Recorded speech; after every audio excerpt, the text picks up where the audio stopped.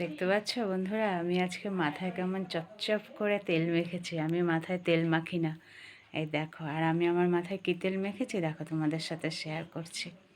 এই দেখো, এই তেলটা দেখতে পাচ্ছ, এটা আমি বাড়িতে নিজে বানিয়েছি। এই তেলটাতে আছে তো কালো জিরে আছে, মেথি আছে, জবা ফুল আছে আর অ্যালোভেরা আছে। জবা ফুলগুলো ছোটো ছোটো করে কেটে, অ্যালোভেরাগুলো ছোটো ছোটো করে কেটে, তোমরা যে নারকেল তেল বাড়িতে ব্যবহার করো সেই নারকেল তেলের সাথে ভালো করে ফুটিয়ে নেবে।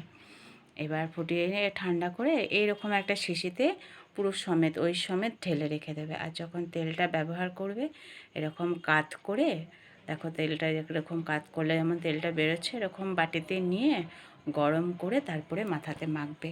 সে মাথাতে এরকম করে করে ঘষে ঘষে ঘষে ঘষে মাখবে।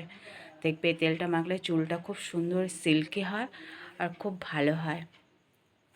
আমি